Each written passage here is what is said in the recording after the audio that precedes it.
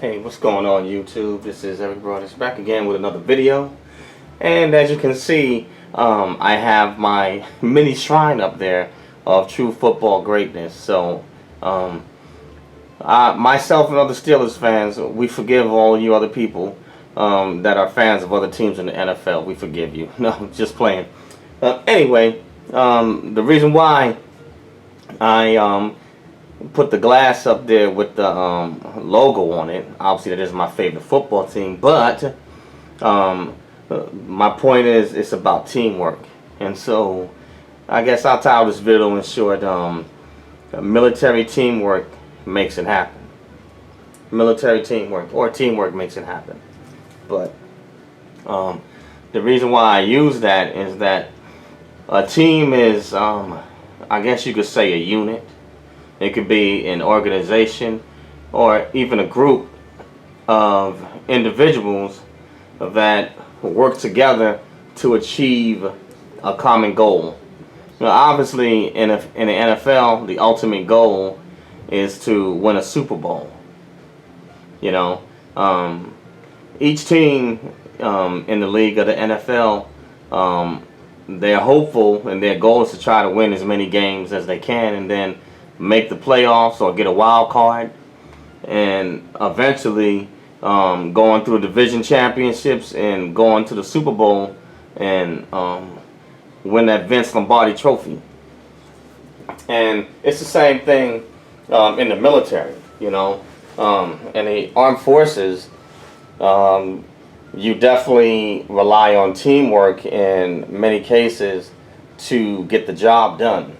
Now, there obviously are different career fields that individuals work and operate in the armed forces, but together they each perform their specific part, do their part to get the overall mission or job accomplished.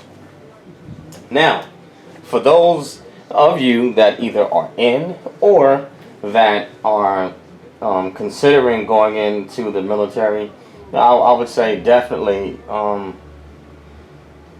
look to work and collaborate, you know what I'm saying, as a team.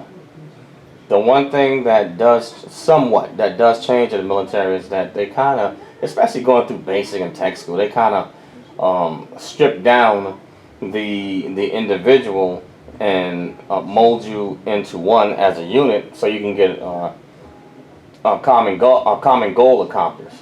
And at first, you're going to find that kind of odd when you're going, because on the outside, in many cases, you're used to doing and thinking for yourself, whereas the military, it's done by design to make you work as a team, because there's going to be certain environments in certain cases where you're going to have to rely on other individuals to get the job done. You know, now whereas all members obviously are not the same, and they have different roles, but each one has to do their part in order for the overall team to be effective or to win. You know, looking at, you know, like I said, the sports analogy is definitely a good example for the military. I mean, I could use football, but I even go with basketball, because basketball is, you only have 5 positions on the court at one time. But you have a point guard. Point guard, I guess you say, be the equivalent of the quarterback. You know, you know, that point guard is the one that has to distribute that ball. He's the distribute the basketball to other players. He's the floor general. That means he has to make sure the spacing is right. He's like a coach on the floor. He has to know when and where to get that basketball into the hands of the right players and put them in the best position possible to score the basketball in the goal. And football is the same thing. That quarterback, you know, he has several different weapons, you know, and depending how good they are at their positions. I mean, you know, he's got running backs, you know. If he wants to get, you know, certain yardage, you know, he's going to disrupt. He's got wide receivers, you know, they can either go, you know, go deep, and they can go long or either, short or even mid-range. But that receiver, their part, they got to have good hands and be able to catch and hold on to that ball. In basketball, you got your big men. You have a center, and depending on what type of center they are, basically their primary job is obviously in a lot of cases they're gonna rebound, seek to score offensively inside, and seek to protect their goal. Be a shot blocker, alter shots. Totally different role. You're a shooting guard. They're also a guard and can be a ball handler, but they may have more of a role of maybe scoring the ball a bit more than, say, the point guard. Even though you do have, offensively minded point guards, and you got your power forward and small forward. All these different positions. And it's the same in the armed forces. In the military, you can't get the job done by yourself, and you have to learn to rely and trust your fellow comrades. And I would say it really comes to bear when you get into harsher environments. In a peacetime environment with modern amenities and everything is normal and nothing's really going on. A lot of times you may feel that it's not necessary to rely on my other team members, but in the military you have to. You have to in order to get that mission accomplished. And as you go, say, on tour duties, and depending on what type of environment you are in, and especially in combat environments, you are definitely going to need to rely on other team members. Everybody has a role, regardless of how big or how small. Everybody has a role, and I'll break this down real quick. Let's see, if you're going to, there's been times when civil engineering had to build a base from scratch, and the Air Force calls it Bear Base. I think the Marines calls it Sea Devil Dog, something like that. I forgot what the Navy and Coast Guard call them, but they pretty much perform the same function. And so what this civil engineering or Red Horse squads are going to do, they'll go out, they make sure they survey a certain amount of land, and then what they'll do, because they're initially trying to build a base from scratch, so they set up certain types of tents, and the things that they look at, what are the key things that you're going to need if you're going to do a deployment? Well, logistically, you're going to have to figure out a way how to, you got to mobilize material, people, and and equipment. And so that's all in the planning. That's from the strategic level. They have to figure out, okay, exactly what are the key elements that they need, what key people they need. You definitely going to need builders, which is just civil engineering people. You're going to need medics, because you have to have someone there to care for the people if they get sick. Then you have to have your cooks. A military can't win anything if they're hungry and if they're sick. And they got to have some form of shelter. So you bring those basic elements in. Each member within those units has a specific job to do in order to make that happen. And it may not seem important on a small level, if you want to say like really micro, but imagine when you mass it to say thousands of people going to one deployment, how important those and significant those elements are. Also, you're going to need supply. You got to have supplies. I mean, cooks, civil engineering, every agency for every job, they're going to have supplies. If you run out of food or materials or medical supplies, eventually you got to re-up. You see?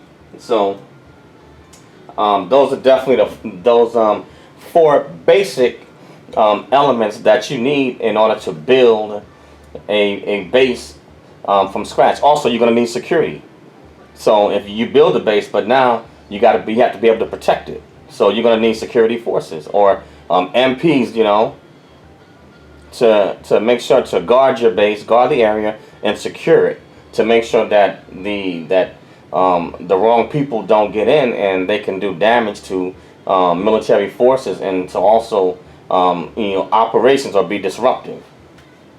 So all of these different entities, or if you want to say agencies, they work together to get a strategic goal accomplished. Teamwork. And what the military does, they prepare you for this in basic training. If one member fails, then that means that the whole team fails. And it's to get you to think a certain way. You have to have that mindset. If you have a individual mindset in the military, you're going to have some problems, and you probably may not last that long. You have to be able to adapt. And at first, it'll seem a little bit weird at first, but like all things, eventually you'll get used to it. You get used to it, But you have a bunch of individuals that are thinking together as one to get a purpose accomplished. And also, along with that, it's going to require a certain form of discipline. It takes discipline to work and operate as a team. That means that everybody has to understand what their role is, and they have to stay within the structure or the team dynamics. If it's in basketball, you can't have one player being a ball hog. You see what I'm saying? If they have a specific system, like a good example, San Antonio Spurs, they have under Coach Greg Popovich, they have a specific system that they operate under, and regardless of position, all of the players all of the players on the team, they understand how the system operates and what their role is, and as a result, they're able to be effective in that system. New England Patriots as a football team under Bill Belichick and with Tom Brady, they have a system that is exceptionally effective. Every last one of those players, they know the system and they know what their role is. And it's no different with any team. With the military, you're gonna have to know your role, and play your position. Know your role, play your position, and that's kind of pretty much the gist of it. Military teamwork makes it happen. Individuals that are working together for a common goal and to get the mission accomplished. Military teamwork.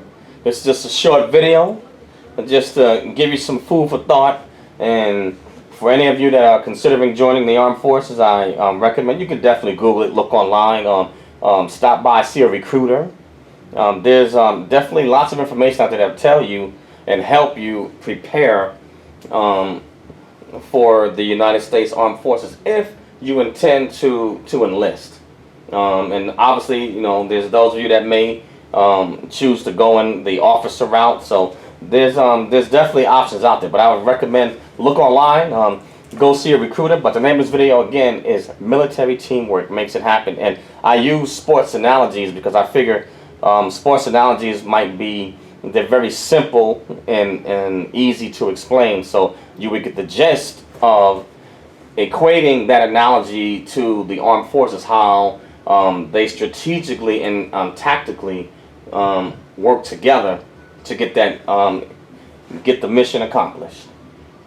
But again, name of this video, Military Teamwork Gets the Job Done. Thanks for watching and listening to this video. Please share the video, please subscribe, hit the like button, and hit the unlike button if you like it. Leave your comments.